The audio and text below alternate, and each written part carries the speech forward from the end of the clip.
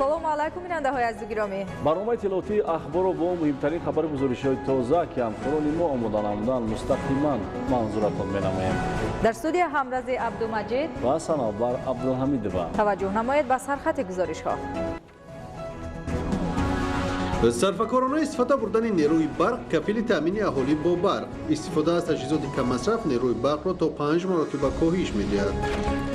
озмуни ҷумҳуриявии тоҷикистон ватани азизи ман муаррифгари истеъдодҳои нав дар соҳаи санъат. шудгори замин ҳангоми ях будани хок манфиатбор аст. тавсияи мутахассис. шарҳи пурраи хабарҳо. сарфакорона истифода бурдани нерӯи барқ ва пардохти саривақти ҳаққи истифодаи он нишонаи маданият ва масъулияти баланди шаҳрвандии ҳар сокини мамлакат буда кори муназзами шабакаҳои барқӣ ба он вобаста аст. мувофиқи таҳлилҳо истифода аз таҷҳизоти каммасрафи барқӣ имкон медиҳад ки нерӯи барқ то андозае сарфа гардад. шарҳи бештари мавзӯъ дар таҳияи манучеҳри сулаймон. барои сарфаи нерӯи барқ дар давраи зимистон бояд ҳар шаҳрванди мамлакат маърифати баланд дошта бошад, зеро сарфакорона истифода бурдани нерӯи барқ имконият фароҳам месозад ки ҳамеша хонаҳои мо бо барқ таъмин ва корхонаҳои саноатӣ низ доимо фаъолият намоянд. натиҷаи таҳлилҳо ва корҳои фаҳмондадиҳии гурӯҳҳои корӣ нишон медиҳад ки ҳоло ҳам идея аз шаҳрвандон дар хонаҳои истиқоматӣ ва марказҳои хизматрасонӣ аз таҷҳизоти таъминкунандаи гармӣ ки нерӯи барқро зиёд масраф менамояд истифода менамоянд. дар ҳолате ки мо нерӯи барқро сарфакорона истифода намебарем, таҷҳизоти худсозро бисёр истифода мебарем, зеризгоҳҳои трансформаторӣ, хатҳои интиқоли барқ ба садама дучор мешаванд. агар мо ҳисси баланди миллӣ ғамхор ба ҳамин ватану ба ҳамин миллат бошем, нерӯи барқро бояд сарфакорона истифода бурдан дорад. бо афзоиши ёфтани шумораи аҳолӣ сол ба сол талабот ба қувваи барқ зиёд мегардад. аз ин рӯ сарфакорона истифода бурдани он аз ҳар як шаҳрванд масъулияти баландро талаб менамояд то ҳар як киловатт нерӯи барқ мақсаднок истифода гардад. яке аз роҳҳои сарфаи нерӯи барқ ин марҳила ба марҳила пайваст гардидани бинову иншооти шаҳри душанбе бо системаи ягонаи гармидиҳӣ мебошад ки ин тадбир натиҷаи дилхоҳро ба бор овардааст. вақте ки дар хонаҳои баландошона, корхонаҳо, мактабҳо, муассисаҳои тандурустӣ ва дигар корхонаҳое ки системаи оби гармидиҳиро истифода мебаранд, дар ҳақиқатан дар ин ҷо кам истифода бурдани асбобҳои худсоз ба назар мерасад ва нерӯи барқ ҳам сарфа мегардад. насби таҷҳизоти каммасрафи барқӣ, истифодаи лампаҳои каммасраф, гузаштан ба истифодаи хизматрасонии ягонаи гармидиҳӣ, даст кашидан аз масрафи беҳудаи барқ ва назорати пайвастаи таҷҳизоти барқӣ аз чанд ҷониб манфиатовар хоҳад буд. ғайри мақсаднок истифода кардани нерӯи барқ ва талафоти он зарар ба буҷаи давлат ва ҳар хонадон аст. манучеҳри сулаймон, убайдуллои сайвалӣ, ахбор. сокинони ноҳияи носири хусрав бо дарки баланди масъулияти шаҳрвандӣ дар самти сарфакорона истифодабарии нерӯи барқ тадбирҳои заруриро амалӣ месозанд. тадбири мазкур бо истифода аз нерӯҳои алтернативӣ ба монанди ангишту ҳезум ва таҷҳизоти каммасрафи барқӣ амалӣ карда мешавад. идомаи мавзӯъ дар гузориши ҳамкорони мо. истифодаи сарфакоронаи нерӯи барқ дар фасли зимистон омили муҳим маҳсуб ёфта мардуми кишвар бо нигоҳи ватандорӣ ва ҷонибдории комил аз муроҷиатномаи ҳукумати ҷумҳурии тоҷикистон бояд нерӯи барқро сарфа намоянд. бо мақсади сарфакорона ва оқилона истифода бурдани нерӯи барқ ҳар як қитъа замини назди ҳавлигӣ ва захираи дусолаи маводи ғизоӣ дар ноҳияи носиру хусрав ситоди доимо амалкунанда фаъолият дошта гурӯҳҳои корӣ миёни аҳолӣ корҳои фаҳмондадиҳӣ мегузаронанд. 9 гурӯҳи корӣ дар 3 ҷамоат таҳия карда шудааст ва гурӯҳҳои корӣ бевосита усули хона ба хона якҷоя бо намояндаони ширкати барқ дар ноҳия, кормандони шуъбаи корҳои дохилӣ, раисои маҳалла, собиқадорони меҳнат ва аз ҷумла фаъолони ноҳия, ҳамин гуна намояндаҳо якҷоя рафта бо усули хона ба хона корҳои фаҳмондадиҳӣ доир ба самти сарфакорона истифода бурдани барқ корҳои фаҳмондадиҳӣ бурда истоданд.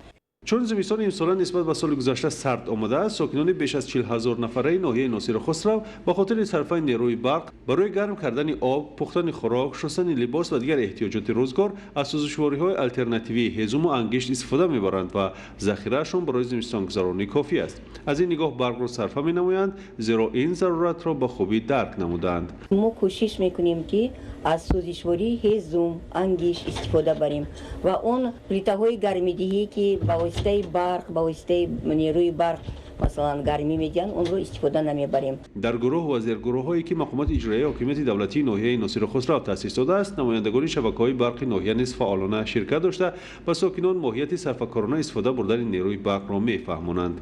در برابر آنکه مردم نیروی برق را صرفه‌کارانه استفاده کنند، همچنین از قطعه‌های زمین نزدیک حولگی نیز ثمرناک استفاده برده در یک سال 2-3 حاصل به دست می‌آورند. پیش خانم 18 سوتق زمین دارم. من پیاز کردگیم، چسناک کردگیم، من ماندگیشته کارتشکا کردگیم. برای زندگی، برای عائله.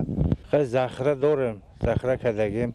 همه کردگی خودم عائلم دا میرسه. ماندگیشه مغازین دارم میفروشم خلق ارزان. ساکنان ناحیه ناصر خسرو با درک مسئولیت بلند وطنداری از نیروی برق عاقلانه و صرفه‌کارانه استفاده می‌برند، زیرا تقاضای حیات و وضع کنونی همین را طلب می‌کند. این همه تدبیر اندیشی حکومت جمهوری تاجیکستان با آن خاطر است که ساکنان مملکت در فصل زمستان از نارسایی نیروی برق اذیت نکشند. ادامه اخبار.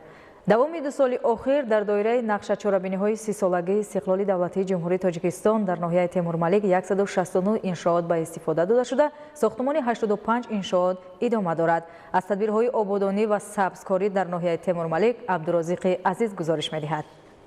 сохтусози бинои иловагии мактаб барои 640 хонанда дар заминаи муассисаи таҳсилоти миёнаи умумии рақами 1 шаҳраки Совет бо маблағи бештар аз 5 миллион сомонӣ аз ҳисоби ҳукумати ҷумҳурии тоҷикистон вусъатнок ҷараён дорад. таълимгоҳи мазкур ҳамчун иншооти ҷашнӣ бо назардошти бартараф намудани нарасидани ҷои нишаст дар калонтарин дабистони ноҳияи Темурмалик ба нақша гирифта шуда дар арафаи гиромидошт аз 30-солагии истиқлолияти давлатии ҷумҳурии тоҷикистон мавриди баҳрабардорӣ қарор хоҳад гирифт. чун дигар шаҳру ноҳияҳои вилояти Хатлон дар ноҳияи Темурмалик низ бо дастгирии соҳибкорони ватандост майдони нишони давлатӣ ва парчами миллӣ бунёд карда мешавад. иқдомҳои созандагӣ бо шиддат ҷараён дошта, умид аст ки дар муҳлати муайян гардида ҳамчун рамзҳои миллӣ, давлатдорӣ ва ҷойи фароғати сокинон ба истифода супурда мешавад. ҳозир мо дар боғи фарҳанги фароғатӣ ба номи бобиёнус худоидозода қарор дорем ки ба тарҳи нави замонавӣ пурра аз навсозӣ гарда истодааст. дар ин ҷо фаввораҳо сохта дута фаввора сохта истода, майдончаҳои бозии кӯдакона, майдончаҳои бозии футболу волейбол ва дигар иншоотҳои фарҳангӣ фароғатӣ сохта ба истифода медиҳем. ба ҳамин монанд дар кӯчаи марказии шаҳраки Совет барои кормандони Кумитаи иҷроияи Ҳизби Халқии Демократии Тоҷикистон дар ноҳияи Темурмалик бинои маъмурӣ бо маблағгузории мақомоти иҷроияи ҳокимияти давлатӣ қомат меафрозад. новобаста ба сардиҳои фасли зимистон корҳои ободонӣ дар иншооти ҳизбӣ ҷараёни хуб дошта, тибқи нақша соли оянда мавриди корбарӣ қарор мегирад. боғи фарҳангу фароғатии марказии ноҳияи Темурмалик аз нав таҷдиду барқарор мегардад. аллакай беш аз 60% корҳои ободонӣ дар муассисаи мазкур ба анҷом расида, роҳравҳо омода ва ниҳолҳои ороишиву сояфкан низ шинода шуданд. ба ҳамин монанд сохтмони осоишгоҳ иборат аз 7 ошёна дар кӯчаи ба номи ҳоҷи ҳусайни Кангуртӣ оғоз гардида вусъатнок ҷараён дорад. дар ноҳияи Темурмалик имконоти муолиҷа бо истифода аз захираҳои табиӣ вуҷуд дошта, акнун бо қомат афрохтани осоишгоҳи ҷадид шумораи чунин иншоот ба 3 адад хоҳад расид. соҳибкорони бо нангу номус барои 300 нафар меҳмонону эҳтиёҷмандон шароити муолиҷа ва фароғатро фароҳам меоранд. беморхонаи марказии ноҳияи Темурмалик низ бо дастгирии ҳукумати ҷумҳурии Тоҷикистон таъмиру таҷдид шуда, ба истиқболи санаҳои бузургу таърихӣ беҳтарин шароити хизматрасонии тиббиро фароҳам месозад. бо ҳиммати соҳибкорон дар соҳили дарёи Сурхоб иншооти обрасонӣ бунёд гардида истодааст ки то 80% оби дарёро такшину коркард ва ба сокинони маркази ноҳия интиқол медиҳад. ин ҷо ҳамзамон 2 ҳавзи обтозакунӣ бунёд карда мешавад. биноҳои маъмурии иншоот қомат афрохта, анҷоми пурраи корҳо соли оянда дар назар дошта шудааст. ба ҳамин тартиб шахсони ҳимматбаланди ноҳияи Темурмалик бо дастгирии мақомоти иҷроияи ҳокимияти давлатӣ дар ҳудуди шаҳраку деҳот 6 майдончаи варзишӣ, ҳаммом ва ҳавзи шиноварӣ бунёд мекунанд. аллакай иқдомҳои сабзкорӣ низ оғоз гардида ба таври ҳашарҳои дастаҷамона мавсими ниҳолшинонӣ ва гулзоркунии кӯчаҳоро вусъат мебахшанд. тавре иттилоъ доданд, мавсими равон беш аз 15 000 бех ниҳолҳои гуногуни сояфкан ва мевадиҳанда парвариш мегардад. дар кӯчаҳои асосии шаҳраки Совет шинодани гулҳои мавсимиро оғоз карданд. имрӯз дар 7 ҷамоатҳои шаҳраку деҳот, аз ҷумла дар ҷамоати шаҳраки Совет маркази ноҳия, аз тарафи кормандони ташкилоти муассисаҳо тариқи ҳашарҳои дастаҷамона гулҳои мавсимӣ корҳо рафта истоданд ва ин иқдом дар 6 ҷамоат деҳот низ бо маром идома дорад ва кӯшиш мекунем ки ноҳияи Тимур-Маликро ки яке аз ноҳияҳои дурдасти кишвари аз замон Тоҷикистони соҳиби истиқлол мебошад, бо ташкил намудани чунин корҳои ободонӣ, созандагӣ, бунёди иншоотҳои наву замонавӣ ва муосир ва инчунин ташкил намудани ҳашарҳои дастаҷамъона бо шинондани дарахтони ороишӣ, гулҳои мавсимӣ ободу зебо гардонем. то гиромидошт аз санаи бузургдошти миллат дар ҳудуди ноҳияи Тимур-Малик 65 иншооти боқимонда пурра бунёд ва мавриди баҳрабардорӣ қарор мегирад. Абдурозиқи Азизу, Байдуллои Қодир, ноҳияи Тимур-Малик, ахбор. дар ноҳияи Тоҷикобод ба истиқболи ҷашни 30-солагии истиқлоли давлатии Ҷумҳурии Тоҷикистон сохтмони 77 иншооти таъиноти гуногун пешбинӣ шуда, то имрӯз 32 иншоот ба истифода дода шудааст. гузориши Эдигули Маҳмуд аз ноҳияи Тоҷикобод. бо шарофати истиқлоли давлатии ҷумҳурии Тоҷикистон давоми солҳои охир дар маркази маъмурии ноҳияи Тоҷикобод даҳҳо бинои маъмурии ташкилоту идора, муассисаҳои таълимию тандурустӣ, варзишгоҳи замонавӣ, асфалтпӯш ва чароғон намудани кӯчаҳои марказӣ ва дигар иншооти таъиноти гуногун сохта ба истифода дода шудааст. дар раванди корҳои ободонӣ ба истиқболи ҷашни 30-солагии истиқлоли Ҷумҳурии Тоҷикистон дар ҳудуди ҷамоати деҳоти Қалъаи Лабиоб ки маркази маъмурии ноҳияи Тоҷикобод ба шумор меравад, бунёду аз навсозӣ даҳҳо иншооти хурду бузург пешбинӣ шуда, то ҳамин давраи соли ҷорӣ бо анҷоми корҳои сохтмонӣ бештари иншоот ба истифода дода шуданд. ба истиқболи ҷашни 30-солагии истиқлолияти Ҷумҳурии Тоҷикистон сохтмони 65 иншоот гуногун пешбинӣ шуда буд. то ҳамин давраи соли равон аз ин шумора 24 иншоот ба истифода дода шудааст. дар 41 иншооти дигар корҳои сохтмонӣ идома дорад. дар ҳудуди ҷамоати деҳоти Қалъаи Лабиоб соли гузашта сохтмони бинои дуошонаи Кохи Фарҳанг оғоз гардида буд, зеро кормандони соҳаи фарҳанг ба чунин бинои замонавӣ солҳо боз эҳтиёҷ доштанд. то ҳамин давраи соли ҷорӣ корҳои сохтмонӣ дар ду ошонаи бинои фарҳангӣ дар арафаи анҷомёбӣ қарор дошта, иншоот аз рӯи нақшаи пешбинишудаи фармоишгар дар муҳлати муайяншуда ба истифода дода мешавад. бунёди боғи фарҳангӣ дар партави барномаи рушди иҷтимоиву иқтисодии ноҳияи Тоҷикобод аз ҳисоби маблағҳои маҳаллӣ марҳила ба марҳила бунёд шуда истодааст. чунки солҳо боз дар маркази маъмурии ноҳия чунин боғи фарҳангӣ барои истироҳату фароғати аҳолӣ мавҷуд набуд. ин аст ки бо бунёди иншооти замонавӣ аз рӯи лоиҳа як қатор корҳои ободонӣ анҷом дода мешавад, то ин макон ба маркази фароғативу истироҳатӣ табдил дода шавад.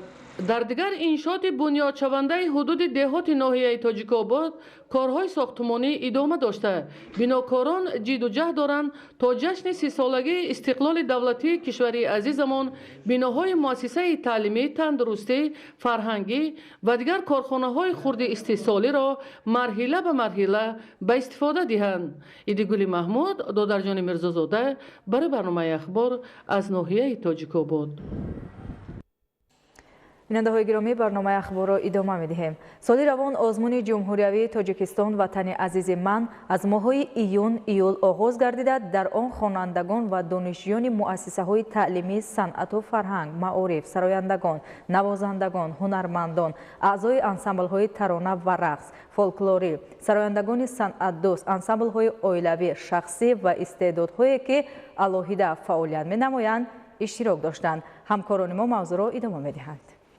соли дуюм аст ки озмуни ҷумҳуриявии Тоҷикистон ватани азизи ман ҷиҳати сазовор ва бошукӯҳ истиқбол намудани ҷашни 30-солагии истиқлоли давлатии Ҷумҳурии Тоҷикистон бо мақсади дарёфти истеъдодҳои нави соҳаи санъату ҳунар ва густаришу рушди минбаъдаи фарҳангу мусиқӣ дар мамлакат гузаронида шуд. Каримҷон Ҳасанов, донишҷӯи бахши сеюми Консерваторияи Миллии Тоҷикистон ва иштирокчии озмуни мазкур буда, аз рӯи номинатсияи навозандаи анъанавӣ оҳангҳои тозаэҷоди худро бо маҳорати саҳнавии баланд пешниҳод карда сазовори ҷои аввал гардид. рӯзе ки мо дар озмун оҳанг бо номи рози сосо иҷро кардем бо ҳайати гурӯҳ ва ин оҳанги моро аъзои ҳакамон хуб баҳогузорӣ карданд. дар даври сеюм, дар даври аввал оҳанг фарёди дилҳо ки эҷод аз худи банда буд, дар даври дуюм бошад оҳанг аз устод Умар Темуров буд, таскини дил, ва дар даври сеюм бо устодон ҳамкорӣ доштем ва устода моро дастгирӣ карданд, ба мо оҳанге такмил доданд бо номи рӯзи сосо, ки ҳар созе ки дар он ҷо навохта мешуд аз тарафи ромишгар рози худро ба шунаванда мегуфтанд ва ин оҳанги моро аъзои якамон хуб бағогузорӣ кард ва ба мо лоиқ дид ҷои якамро. пас аз ғолиб омадан дар номинатсияи навозандагӣ ва соҳиб гардидани 50 000 сомонӣ мукофоти пулӣ, Каримҷон Ҳасанов аллакай бо истифода аз ин мукофот 3 оҳанги тозаро эҷод намудааст. ба мо ба маблағи 50 000 сомон доданд. ҳамин маблағе ки ба мо муяссар гардид, мо бо ин маблағ 3 оҳанги нав дар тамрини нав ва такмил додем. 3 оҳанги навро бо устодон, бо дастгирии аҳли санъат мо ин 3 оҳангро метавонем дар соли 2021 рӯи навор орем. Афзалшо Сафарзода низ иштирокчии озмуни ҷумҳуриявии Тоҷикистон ватани азизи ман буда, аз рӯи номинатсияи сарояндагӣ ҷои дуюмро ишғол кардааст. Ба андешаи ӯ дар раванди озмун дар номинатсияи сарояндагӣ таваҷҷӯҳ бештар ба мазмуни шеър, ҷазобияти шеъру суруд, оҳангҳо, истеъдоду иҷрокунандагӣ дода шуд ва рақобат миёни иштирокчиён солим буд. хеле душвор дурусти гап, зеро дар он ҷо ҳунармандони пурқудрат буданд ва албатта ҳар яке онҳо хуб месароиданд ва буд кам буд, шояд доварон кам буди онҳоро ёфтанд ки ба даври финалӣ нагузаштанд ва албатта ҳар як давре ки мешуд ин як ҳаяҷоне фаро мегирад, зеро душвор аст фикр мекунӣ ки ба хатобии роҳ надиҳӣ ва мо оҳиста оҳиста ба даври финалӣ баромадем. дар соли равон ба озмун суруд ва оҳангҳои тозаэҷод, асарҳои нави композиторони ватанӣ, беҳтарин осори мусиқии классикии ҷаҳонӣ, намунаҳои олии мусиқии анъанавӣ, мақомхониву фалаксароӣ, инчунин овозхонии академӣ пешниҳод гардиданд. озмуни мазкур барои дарёфти истеъдодҳои нав замина гузошта, шаффоф гузарондани даврҳои он барои дастгирӣ ва ҳавасмандии иштирокчиёни болаёқат имконияти васеъро фароҳам овард. Зульфия Раҳимзода, Камоли Маҳмадёр, Убайдуллои Сайвалӣ. дар ноҳияи Мир Саид Али Ҳамадонӣ 3 нафар ғолиб ва иштирокчии фаъоли озмуни ҷумҳуриявӣ фуруғи субҳи донои китоб аст ва озмуни Тоҷикистон ватани азизи ман қадршиносӣ карда шуданд. дар идома ҳамчунин ба ятимони кул ва якчанд оилаи ниёзманд кӯмаки хайриявӣ расонида шуд. идомаи мавзӯъ дар гузориши Саид Ҷафари Маҳмадалӣ ва Хуршеди Нодирхон. дар ноҳияи Мир Саид Али Ҳамадонӣ бо ибтикори мақомоти иҷрои ҳукумати давлатӣ бо мақсади дастгирии истеъдодҳо ва баландбардоштани завқи наврасону ҷавонон ба мутолиаи китоб, ғолибон ва иштирокчиёни фаъоли озмуни ҷумҳуриявии Тоҷикистон ватани азизи ман ва озмуни фуруғи субҳи донои китоб аст қадршиносӣ карда шуд.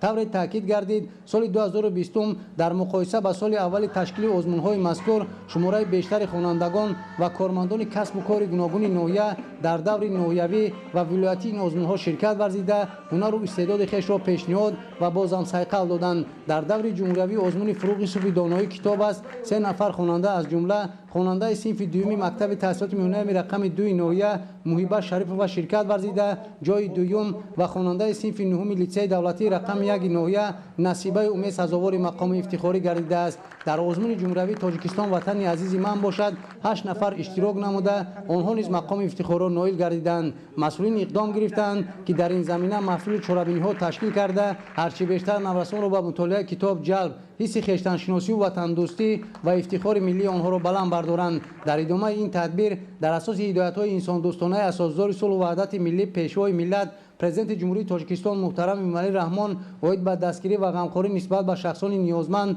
аз тарафи мақомоти иҷрои ҳукумати давлатӣ ба ятимони кул, фарзандони оилаҳои ниёзманд ва собиқадорони меҳнат кӯмак иборат аз маводи хӯрока расонида шуд. зикр гардид ки вазъи иҷтимоӣ ва таълиму тарбияи ятимони кул пайваста зери таваҷҷӯҳи давлату ҳукумат қарор дошта, онҳо ба ғамхории ҳамешагӣ фаро гирифта шуданд. дар олимпиадаи байналмилалӣ аз рӯи фанҳои математика, физика, кимиё, биология, география, забони русӣ ва таърихи ҷаҳон ки дар шаҳри Анталияи Туркия ба таври фосилавӣ баргузор гардид, 38 нафар таълимгирандаи мактаби президентӣ барои хонандагони болаёқати шаҳри Бӯстон иштирок ва 23 нафар ба гирифтани ҷойҳои ифтихорӣ ноил шуданд. гузориши Маҳмуд Аҳмадзода ва Дилшод Юсуфӣ. مکتب پرزیدنتی برای خوانندگان بالایاقت شهر بوستان از جمله مؤسسه‌های تعلیمی میباشد که با تشبث دستگیری پیشوای ملت محترم امام علی رحمان تشکیل گردیده و فعالیت دارد و در آن خوانندگان از شهر و ناحیه‌های مملکت از صنفخانه‌های مجهز فن‌های دقیق، فیزیک، شیمی، تکنولوژی اطلاعاتی، کتابخانه الکترونی در بهترین شرایط تعلیم و تربیت می‌گیرند. سالهای 2020-2040 سالهای فنهای 20 ساله فنهای طبیعی، ریاضی و دقیق اعلام کرده شده است و این چیز فعالیت ما آموزگاران فنهای طبیعی را دوچار می‌نماید. در مؤسسه تعلیمی دولتی مکتب پرزیدنتی برای خوانندگان بالایاقت در شهر بوستان محفل خیمیکان جوان عمل می‌کند که ما با همراهی خوانندگان و المپیادهای بین‌المللی و جمهوری تیاری دیده استادیم. ثمره شرایط‌ها و شوق و رغبت زیاد به آموزش است که سال روان المپیاد بین‌المللی فاصله‌ای از فن متماتیکا که با اشتراک داوطلبان از 70 مملکت دنیا در کشور تایلند دایر گردید، 45 نفر خوانندگان مؤسسه اشتراک کرده، از آن 36 نفر به گرفتن مقام افتخاری، 17 مدال طلا و 18 مدال نقره دست یافتند. این 90 المپیاد بین‌المللی دانش از فن‌های متماتیک، فیزیک، شیمی، بیولوژی، جغرافیا، زبان روسی و تاریخ جهان که از 3 نوامبر تا 12 دکبر در شهر انتالیا ترکیه و طور فاصله‌ای میان 12 دولت‌ها دایر شد. 38 نفر تعلیم گیرندگان مکتب پرزیدنتی برای خوانندگان بالایاقت شهر بوستان اشتراک نموده دانش و مهارت خویش را نشان دادند. در المپیاد بین‌المللی فاصله‌ای در شهر انتالیا دولت ترکیه برگزار گردیده بود. از فن شیمی اشتراک کرده سزاوار جای اول گردیدم. من زیادتر از فن‌های شیمی، بیولوژی، متماتیک شوق روانی زیاد دارم که می‌خواهم در آینده از همین فن‌ها در المپیادها اشتراک کرده سزاوار جای اول گردم. در المپیادی که من اشتراک کردم مسئله سوم رقمش بود که برای یافتن ماسه فرمول کیسلات سولفات کدام فرمول را استفاده میبریم. باز چند گرم محلول 10% لازم است که ما از کیسلات خلوریدی کلسی خلوریدی روح حاصل کنیم. همه این مسئله ها را ما در صنف گذاشته بودیم از فن شیمی. برای همین من در این المپیاد سزاوار جای اول گشتم.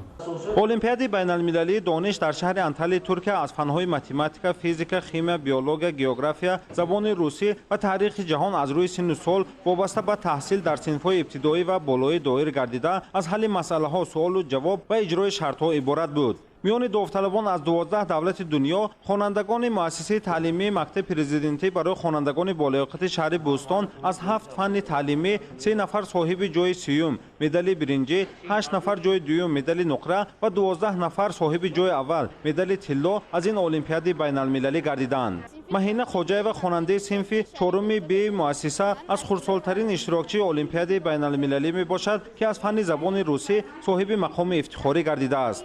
من از فن زبان روسی به المپیاد بین‌المللی اشتراک نموده سزاوار جای اول گشتم. در آینده کوشش میکنم که باز به دیگر فنها به المپیاد بین‌المللی اشتراک نموده نام مکتب را بلند بردارم. در المپیاد بین‌المللی اشتراک نموده سزاوار جای دوم گشتم. من مینه‌داری خود را به پیشوای ملت میرسانم که به ما این شرایط را مهیا کردند.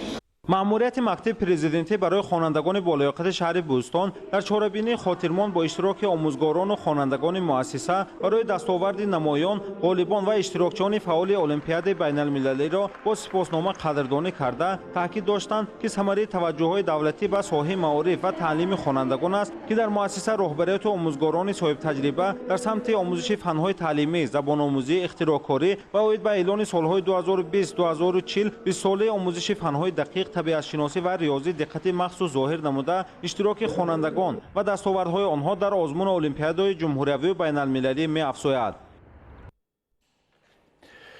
در سالهای صاحب استقلالی مملکت برای شناخت اصالت، آموزش تاریخ و فرهنگ شرایط موافق مهیا گردیده ارزش‌های مادی و معنوی ملی حفظ کرده می‌شود. دایر به این موضوع همکاران ما گزارش می‌دهند. زمان جهانی‌شوی از یک جانب برای رشد استعداد و قابلیت‌های انسان شرایط و امکانات‌های زیاد فراهم آورد، از جانب دیگر با آسانی می‌تواند انسان را منفعت‌های ناپاک و بی‌انصافانه گروه‌های معین سازد. در زمان جهانی‌شوی گروه‌های جدایی‌خواه از علم‌های معاصر از جمله روانشناسی استفاده می‌کنند تا به واسطه انسان‌های زودباور و ناآگاه جامعه را ناآرام ساخته به مقصدهای ناپاک به آسانی دست یابند. از این لحاظ باید تاکید نمود که دولت برای خودشناسی و خودآگاهی انسان ва ҷомеа шароит фароҳам оварда рушду тараққиёти иқтисодию иҷтимоӣ ва фарҳангию сарватҳои моддию маънавии миллиро ҳифз намуда моро ба сӯи ояндаи дурахшон раҳнамон месозад. воқеан дар ҳамин 29 соле ки ҷумҳурии тоҷикистон ҳамчун давлати соҳибистиқлол эълон дошт, мо чунин ба назар мерасад ки ҳисси худогоҳу худшиносӣ ва ҳисси миллӣ, ҳисси ватандӯстӣ ҳар як фарди тоҷик рӯз ба рӯз рӯ ба инкишоф аст. ин шаҳодат аз чи аст? Шаҳодат аз он медиҳад ки воқеан давлату миллати тоҷик, умуман халқу миллати тоҷик ва ватани ҷумҳурии азизамон рӯз ба рӯз рӯ ба шукуфон аст ва ин бевосита самара аз ҳамон истиқлолияти давлатии ҷумҳурии тоҷикистон аст ки ҳар як халқу миллати тоҷик худшиносу худогоҳ ва ҳисси ватандӯстӣ баланд дорад. давлат, ҷомеа, роҳбарият тамоми андешаҳо ва чорабиниҳоро роҳандозӣ менамояд ки ҳувият ва худшиносии ватанпарварии мардуми тоҷик боло равад. аз ин хотир ватанро дӯст доштан ва ба қадри бузургтарин неъмат истиқлоли давлатӣ расидан вазифаи ҳар як инсони худшиносу худогоҳи ҷомеа мебошад. мо ҷавонони саодатманди миллати тоҷик ҳидоятҳои асосгузори сулҳу ваҳдати миллӣ пешвои миллатро сармашқи худ қарор дода барои ободонии диёри азизамон кӯшиш ба харҷ медиҳем. мо ҷавонони зодаи истиқлол пайравони аслии пешвои муаззими миллат ҳастем. асосгузори сулҳу ваҳдати миллии пешвои миллат муҳтарам эмомалӣ раҳмон нисбати ояндаи бо саодати насли ҷавону наврас таваҷҷӯҳи хоса доранд ва пайваста барои саодати насли ҷавону созандаи давлату миллат ғамхорӣ зоҳир менамоянд. яке аз хизматҳои бисёр муҳими роҳбари давлат барои ҷавонон ин сол аз сол фароҳам овардани шароити беҳтару хубтар дар соҳаи маориф мебошад. зеро ки мегӯянд маориф ин яке аз заминаҳои асосии пешрафти тамоми давлатҳо ба ҳисоб меравад ва бинобар ҳамин ба чуноне ки муҳаббат иқболи лоҳурӣ фармудааст, миллат аз афрод меёбад камол, фард мегилад зи миллат эътибор. хосатан нақши муҳими роҳбари давлат ва бисёр симои байналмилалӣ пайдо кардани роҳбари давлат баъди қабул шудани ё эътироф гардани 4 ташаббусҳои байналмилалӣ. нахустин аз соли 1999 вақте ки роҳбари давлат як мавзӯеро баррасӣ карданд ки он на танҳо аҳамияти давлативу миллӣ балки байналмилалӣ дошт. ташаббуси охирон вақте ки оғози худаша аз минбари баланди созмони милали муттаҳид бо суханронӣ ва ифтитоҳи чорабинии 10-солаи байналмилалии амал барои рушди устувор 2018-2028 оғоз гардид. ман фикр мекунам ин барои ҳувияти ҷавонон, барои худшиносии ҷавонон, барои баланд шудани ҳисси ватандӯстии онҳо таъсири мусбӣ мерасонад ва албатта ҷавонон дар заминаи ин талошҳо ва заҳматҳои шабонарӯзии роҳбари давлат метавонад як асос, як омили бисёр муассир бошад. дӯст доштани ватан ин муҳаббату садоқат ба марзу бум ба ҳар ваҷаб хоки поки диёр аст. пас мебояд ватандӯст бошем ва пай ободии он камари ҳиммат бандем. хуршедаи наҷмиддин, убайдуллои саидвалиев, ахбор. идомаи ахбор. дар ҷумҳурии тоҷикистон дар натиҷаи тадбирҳои зарурию саривақтии ҳукумати мамлакат шиддати гирифторшавии аҳолӣ ба бемории сироятии коронавирус ба маротиб коҳиш меёбад. бо назардошти ин аз сокинон даъват ба амал оварда мешавад ки дар ҷойҳои серода аз ниқобҳои муҳофизатӣ истифода намуда қоидаҳои гигиенаи шахсӣ ва ҷамъиятиро риоя намоянд. гузориши маҳмадалӣ Сафар. дар ҳоле ки кишварҳои ҷаҳонро хуруҷи мавҷи дуюми бемории сироятии коронавирус COVID-19 фаро гирифта ба ташвиш овардааст, риояи ҳатмии тадбирҳои беҳдоштӣ ва истифода аз маводи безараргардониву ниқобҳои яккаратаи тиббӣ дар ҷойҳои ҷамъиятӣ шарти муҳим ва зарурӣ ба ҳисоб меравад. дар мамлакат барои ҳифзи ҷомеа аз ин бемории сироятӣ тадбирҳои зарурӣ амалӣ гардида, дар баробари ин шаҳрвандон низ барои ҳифзи солимии худу атрофиён бояд тибқи тавсияи мутахассисон амал намоянд ва иҷрои ҳатмии қоидаҳои беҳдоштиро дар ҳаёти ҳаррӯзаи хеш ба эътибор гиранд. истифодаи маводҳои яккаратаи зидди уфунатӣ ҳатмист. бояд ҳар як шахс новобаста аз оне ки ин бемориро аз сар гузаронидааст, яъне дар давраи дуюми яъне авҷгирии беморӣ, хуруҷи беморӣ, ҳатто агар онҳо масъулияти бадан яъне иммунитет пайдо карда бошанд ҳам ба муҳлати зиёда аз 6 моҳ масъулияти бадан метавонад ки аз организми инсон яъне ин беморӣ берун шавад ва ин маънои онро надорад ки бемор наметавонад ё ин ки шахс наметавонад ки сироят ёбад. ҳангоми дар дуюм марҳила яъне аз ташхиси иммунологии гузаштани ҳар як шахс вақте ки дар организми инсон иммуноглобулини М ва иммуноглобулини G яъне миқдори зиёди ин иммуноглобулинҳо ҳаст ва ҷой дорад, он шахс яъне ки ба ин беморӣ гирифтор шудааст ва масъулияти бадани инсон метавонад зидди ин беморӣ мубориза барад ва мутаассифона дар сурате ки ин иммуноглобулинҳо ҳангоми гузаронидани ин беморӣ вуҷуд надоранд, хавфи гирифторшавӣ ба ин беморӣ низ вуҷуд дорад. ҳамзамон дар ҷойҳои ҷамъиятӣ аз ҷумла дохили воситаҳои нақлиёт, бозору марказҳои савдо ва муассисаҳои иҷтимоӣ талаботи пешбинишуда ҷиҳати пешгирӣ аз интиқол ва паҳншавии бемории сироятии коронавирус COVID-19 зери назари қатъӣ қарор дорад ва шаҳрвандон ҳам барои ҳифзи саломатиашон бояд диққати зарурӣ зоҳир намоянд. ҳангоми ҷой доштани атса, сулфа, таби баланд ва набудани иштиҳо, ҳис нанамудани бӯй ва таъм, мо бояд ки аз анбӯҳи одамон, аз рафтан ба ҷойҳои ҷамъиятӣ ва аз ба наздик яъне ҳамдигарро бусидан, бо хешу табор бо даст салом кардан, яъне бениқоб дар масофаи 1.5-2 метр суҳбат кардан, мо бояд худдорӣ намоем. ба андешаи мутахассисони соҳаи тандурустӣ, истифода аз маводи безараргардонӣ, риояи фосилаи иҷтимоӣ ва мунтазам иҷрои қоидаҳои зидди эпидемикӣ ба шаҳрвандон имкон медиҳад ки аз хатари гирифторшавӣ ба бемории сироятии коронавирус COVID-19 эмин монанд ва ин тадбири муҳим дар ҳифзи солимии ҷомеа низ нақши муҳим хоҳад дошт. идомаи барномаи иттилоъоти ахбор. Бо мақсади ба шаҳри сабз табдил додани пойтахти мамлакат шаҳри Душанбе имрӯзо тадбирҳои сабзхорамгардонӣ идома дорад. Кормандони Федератсияи иттифоқҳои касабаи мустақили Тоҷикистон дар доираи ин иқдом дар кӯчаи Неъмат Қарабоеви ноҳияи Фирдавсӣ 150 ниҳоли сӯзанбарг аз хоҷагиҳои ниҳолпарварии шаҳри Ваҳдат дастрас ва бо истифода аз тавсияҳои коршиносони соҳаи кишоварзӣ шинониданд. гузориши хабарнигорони мо дар ин хусус таҳия шудааст.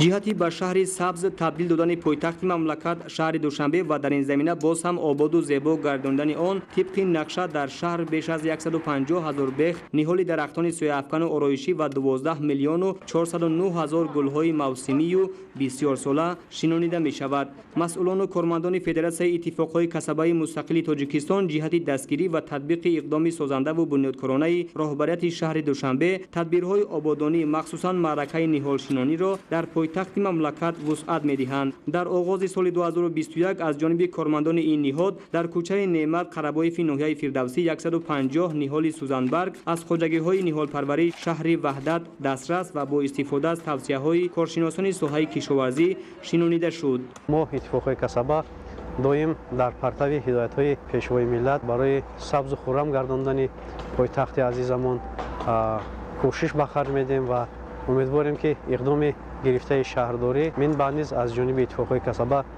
идома дода мешавад ва мо ҳаракат мекунем ки саҳми худро дар татбиқи ин ҳадафи бениҳоят наҷиб мо саҳмгузор бошем. ниҳолҳои шинонидашуда дорои сертификат ва сифати хуб буда бо ба инобат гирифтани муҳити атроф ва тавсияи мутахассисони соҳа дастрас ва шинонида шуданд. дарахтҳо хубанд, арча бояд дар ин шабу рӯз шинонда шавад. замин сард ҳаст, дарахтҳо хуб афзоиш меёбанд. хоҷагии деҳқонии ниҳолпарварии шаҳри Ваҳдат 3 сол инҷониб бо ҳукумати шаҳр арчое ки мо парваридаем оварда шинонда истодаем. тадбирҳои ободонию бунёдкорӣ ки солҳои охир дар шаҳри Душанбе анҷом дода шуд, имрӯз натиҷаҳои назаррасро ба бор овардааст. то имрӯз ҷиҳати татбиқи ин ҳадаф беш аз 100 000 бех ниҳоли ороишӣ ва сояафкан дар маҳаллаҳои аҳолинишин ва гулгашту хиёбонҳои пойтахт шинонида шуд. минбаъд ин тадбир аз ҷониби масъулону кормандони Федератсияи иттифоқҳои касабаи мустақили Тоҷикистон дар дигар маҳаллаҳои аҳолинишин ва кӯчаю хиёбонҳои шаҳри Душанбе идома дода мешавад. дар ноҳияи Зафаробод барои баланд бардоштани ҳосилнокии заминҳои кишт аз ҷониби хоҷагидорон тадбирҳои яхобмонӣ, таъмини оби захиравӣ ва тоза кардани каналҳои калони асосию заҳбурҳо ба роҳ монда шудааст. гузориш дар ин хусус.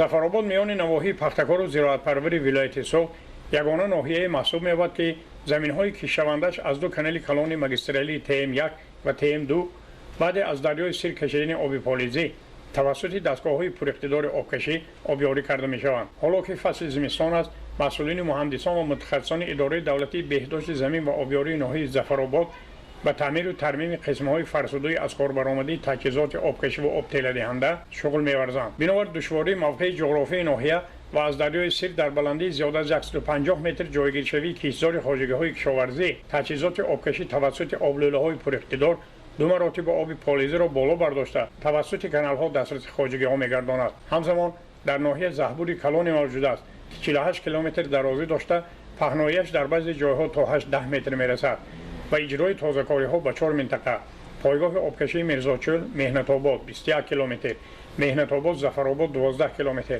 ظفرآباد جماعت دهات به نام حمید الیف 8 کیلومتر و تا شهرک گلستان 9 کیلومتر دیگر تقسیم گردیده است. این همه انشاءات آبرسانی تابع اداره دولتی بهداشت زمین و آبیاری ناحیه ظفرآباد محسوب می‌یابد. مسئولین مهندسان و کارگران و بولدوزرچیان مؤسسه با استفاده از روزهای مساعد فصل زمستان امروزها به تازه‌کاری‌های زهبور منطقه ظفرآباد مهنت آباد شغل ورزیده ایستادند. درازی این زهبور 12 کیلومتر را تشکیل داده کشاورزان همه شکل‌های خواجگی‌داری برابر عملی سازی کشت زراعت‌های مختلف و پخته، پالیزه و آبچکاری، پیاز و سیاه‌دانه تبابتی، بنیاد و پرورش باغ‌های درختان میوه‌دهنده سایه افکن و آرایشی در پهلوی راست زهبور بیشتر به کشت و پرورش شالی اهمیت خاصه می‌دهند. مزبوط بابازاده از ناحیه ظفرآباد برای برنامه اخبار. اگر شدگور زمین در فصل زمستان هنگام یخ بودن خاک گذرانیده شود، افضلیت بیشتر داشته تا فصل بهار همه گونه حشرات ضرررسان نیست و نابود می‌گردد. این عامل در آینده برای بلند برداشتن حاصلناکی خیلی مناسب ارزیابی می‌گردد. نوریدین قربان موضوع را ادامه می‌دهد. برف قبط بالای زمین امروز برای شدگور کردن یگان مانع و ضرر نداشته، برعکس به منفعت خواهد بود. تاکید می‌دارند علمان انستیتوت خاکشناسی و اگروخیمیایی اکادمیای علم‌های کشاورزی تاجیکستان. ما توصیه می‌دهیم که در این دوره عموماً از تمپراتورای خاک تا درجه 10-12 درجه خنک می‌شود و شدگوری با صفت زمین گذرانده می‌شود. اهمیت شدگوری یعنی که با صفت در اون است که حالا در قبط خاک، در قبط بالای خاک قریب 10-12 سانتیمتر برف پخش کرده است. این بگیم که عامل می‌شود که اگر که قبط پایان خاک ذخیره نمی یعنی که ایجاد کرده می‌شود، حشرات و ضرررسان در این دوره نیست نابود کرده می‌شوند. بعد اجرای شدگوری با صفت ما توصیه می‌دهیم که یخ‌آبمانی همین زمین‌های آبیاری شونده را بجای بیارند. هم حاصلناکی زمین‌ها بلند می‌شود، هم حشرات و ضرررسان از زمین نیست نابود می‌شوند. امروزها برای شدگور کردن زمین وقت خیلی مناسب فرا رسیده است. اکنون خواجگیداران می‌توانند که هنگامی در قبط بالای خاک موجود بودن برف شدگور را براه مانند. این عامل امکانیت فراهم می‌آورد که همه گونه حشرات ضرررسان که در قبط پایان خاک جای گرفته‌اند نیست نابود گردیده، اینچنین نمی زمین به پرگی تا فصل بهار ذخیره گردد. علمان ساحت جهت رعایت اگروتکنیکای درست شدگور صفتناک زمین با خواجگی‌ها همکاری‌های سودمند را براه مانده تجربه‌های علمی اساسناک را در عملیات تطبیق می‌نمایند. پیش از شدگور کردن زمین باید نوری‌های ارگانیکی طبق طلبات پوشیده شوند و این عامل امکانیت می‌دهد که تا فصل بهار غذانوکی اساسی به خاک آمیخته شود.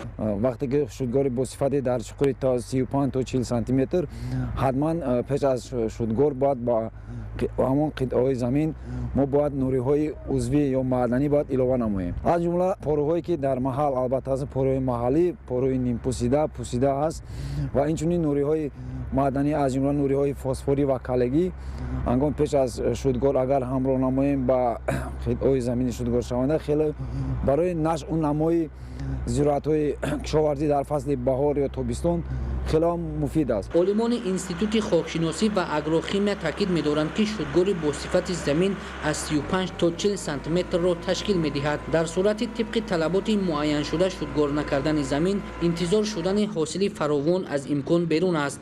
باید کشاورزان مملکت از آب و هوای مناسب و موجود بودن برف قبط بالای خاک ثمره‌ناک استفاده برده شبانه و صبح بر وقت در حالت یخ بودن زمین شدگور را انجام داده نمی را به طور کافی نگاه دارند. نوریدین قربان، اهل دین کریم برای برنامه اخبار.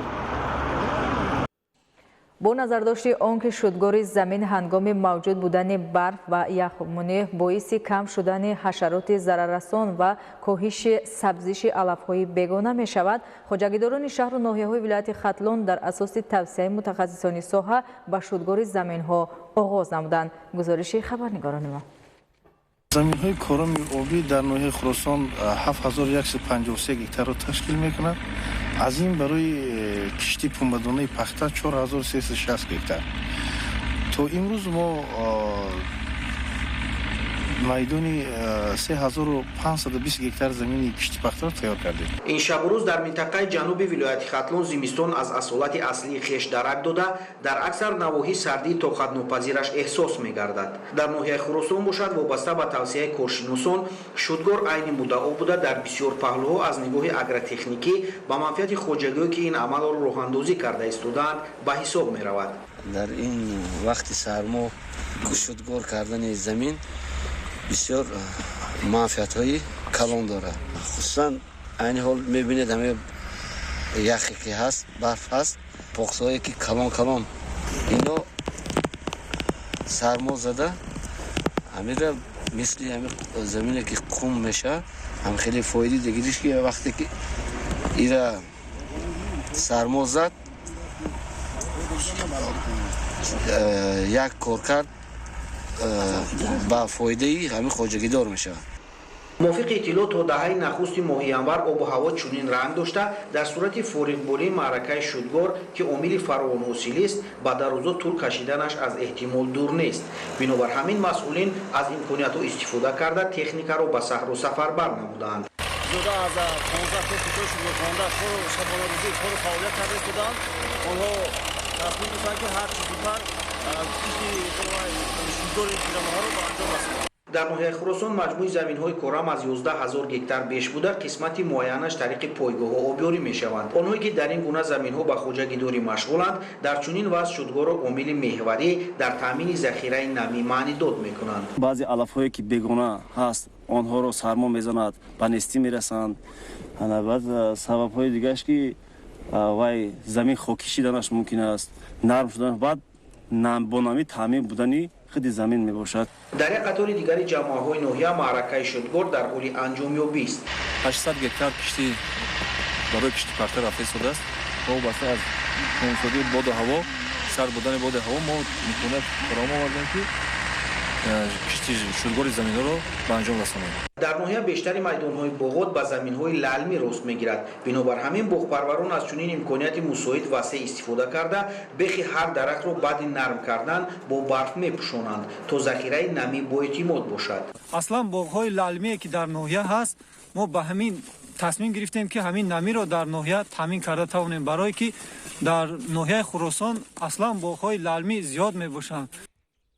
дар як маврид боридани барф ва то дер боқӣ мондани он барои чорводорон низ имтиҳони ҷиддӣ ба ҳисоб меравад. захираи хушоки дурушт имрӯз 151%, беда 160, тарбедаву коҳ ва хӯроки ширадор низ аз нақша беш иҷро гардидааст. дар ин росто хоҷагии зотпарварии ҷамъияти дорои масъулияташ маҳдуди саодат пешоҳангӣ дошта, ҳамчунин воҳиди хӯрока ба ҳар сар чорвои калони шохдор аз солҳои қаблӣ тафовутпазир аст. барномаи иттилоотии ахборро идома медиҳем. сардиҳои ғайричашмдоши имсолаи навоиҳои вилояти Хатлон чорводоронро водор намуд ки барои беталаф гузарондани сардиҳои сол аз тамоми имкониятҳои дастрас ва захирае ки ба ин айём пешбинӣ шуда буд самаранок истифода баранд. шаҳри бештари мавзӯъ дар таҳияи ҳамкоронамон. нисбати зимистони гузашта сарду бебориш омадани мавсими имсолаи сардиҳо масъулину тамоми соҳаҳоро водор намуд ки бояд омодагиҳо ба ин давра ҷиддӣ бошанд. баҳри беталаф нигоҳ доштани чорвок аз ҷониби масъулин ва хоҷагидорону чорводорон чораҳои лозима андешида мешавад. тибқи иттилои сараёсати кишоварзӣ айни замон дар вилояти Хатлон 31 адад хоҷагиҳои зотпарварии чорвои майда мавҷуд буда, имрӯз дар чарогоҳҳои зимистонаи ҳудуди вилоят нигоҳубин карда мешавад. кооперативи 3 солаи ҳоҷи муҳаммадшарифи ноҳияи кушониён аз шумори калонтарин хоҷагиҳои зотпарварӣ дар қаламрави вилояти Хатлон дониста шуда, имрӯз дар он беш аз 11 000 сар чорвои майда, асосан зоти қарақулӣ ва дигар намуди зотҳо парвариш карда мешавад. аз ҳар 100 сармеш 90 сари баҳра мегирем ҳар сол ба сол кӯшиш мекунем ки саршуморро зиёд кунем. роҳбарияти хоҷагӣ баҳри солиму фарбеҳ баровардани чорво аз зимистони имсола ва ҷиҳати шароити хуби корӣ ба чӯпонҳо тадбирҳои лозимаро сари вақт амалӣ намуданд. масъулони соҳа аз мақомоти иҷроияи ҳокимияти давлатии вилоят ҷиҳати фароҳам овардани шароити мусоид аз фаъолияти даҳмардаҳо дидан карда лавозимоти заруриро барояшон дастрас намуданд. имсол дар хоҷагӣ барои гузарониндани зимистон хушок коҳ ҳам танқисӣ намекашем, ҳамаш захира кардагем. Заминонро кушода барои чарондани чорво ягон мушкилӣ надорем. дар давраи омодагӣ ба мавсими тирамоҳу зимистони солҳои 2020-2021 ба миқдори 44218 тонна хӯроки ширадор омода карда шудааст ки ба як моли шартӣ ба ҷои 15,9 сентинери воҳиди хӯрока 21,7 сентинери рост меояд. дар ин давра кашарҳои хоҷагиҳои чорводорӣ аз таъмир бароварда шуда бо маводҳои лозима аз қабили коҳу хушок ва намак таъмин карда шуданд. имрӯз мо чӯпонҳо кӯшиш мекунем ки молро нағз нигоҳ кунем. дар фасли зимистон кӯшиш мекунем ки чорворо зиёд кунем. имрӯз дар вилоят 225 адад фермаҳои ширию молии фаъолияти пурсамар дошта дар таъмини эҳтиёҷоти сокинони кишвар бо маҳсулоти сифатноки ғизоӣ ҳиссаи муносиб доранд. худойдоди раҷаб, искандари саид, вилояти хатлон барои барномаи ахбор. дар ноҳияи қубодиён вилояти хатлон таваллуди панҷгонник ба қайд гирифта шуд. дар ҳамин замина бо ташаббуси мақомоти иҷроияи ҳокимияти давлатии вилояти хатлон манзили истиқоматии тифлони панҷгонник навсозӣ карда шуда, ҳамчунин ҳуҷраҳои иловагии муносиб барои тифлони навзод бунёд карда мешавад. ҳамчунин бо саҳми соҳибкорон ва мақомоти иҷроияи ҳокимияти давлатии ноҳияи Ёвон ба ятимону бепарасторон ва оилаҳои ниёзманд кӯмаки моддӣ расонида шуд. гузориши хабарнигори но. вуруди соли нав барои оилаи Дилноза Маметова сокини деҳаи Бобоҷон Ғафурови ноҳияи Қубодиён хотирмону некпай хоҳад монд. зеро Дилноза бо таваллуди панҷгонник, ду писару се духтар дар рӯзгори демографии кишвар мақоми хосаи худро пайдо кард. ба табрики ин оилаи хуштоле масъулин аз мақомоти иҷроияи ҳокимияти давлатии вилояти Хатлон бо дастовези хоса омада аз эшон ҳолу аҳвол пурсида бо рӯзгор ва шароити зиндагиашон мароғ зоҳир карданд ва дар як маврид ба онҳо ҳам кӯмаки моддӣ расонида шуду ва як миқдор маблағ тӯҳфа гардид. ба қавли тавлиди панҷгонникҳо дар Тоҷикистон мавзӯест ки бори нахуст ба қайд гирифта мешавад. айни ҳол Дилноза Маметова дар таваллудхонаи ҷумҳуриявии шаҳри Душанбе ҳамроҳи фарзандонаш таҳти назорати табибон қарор дорад. тасмим гирифта шуд ки мақомоти иҷроияи ҳокимияти давлатӣ дар бунёди манзили иловагии истиқоматӣ барои тифлони навзод дар канори замини назди ҳавлигии ин хонавода ҳамаҷониба мусоидат мекунад. дар идомаи иқдомоти эҳсонкорӣ зеботарин тарабхонаи ноҳияи шаҳри Туз моломоли бошандагони мактаб-интернатҳои ноҳияҳои Қубодиён ва шаҳри Туз буданд ки дар маҷмӯъ 118 нафарро дар бар мегирифт. зимни суҳбат бо атфоли ба кӯмаку дастгирӣ ниёз дошта иброз гардид ки ҳеҷ гоҳ ин қисмат бесарпаноҳ ва дар чорсӯи зиндагӣ сарсон нахоҳанд монд. наврасону ҷавононро ки бо амри тақдир аз падару модар маҳрум гаштаанд ба омӯзиши илмҳои муосир, дӯст доштани ватан, ҳифзи арзишҳои миллӣ ва ободу зебо кардани ватани аҷдодиамон ҳидоят намуданд.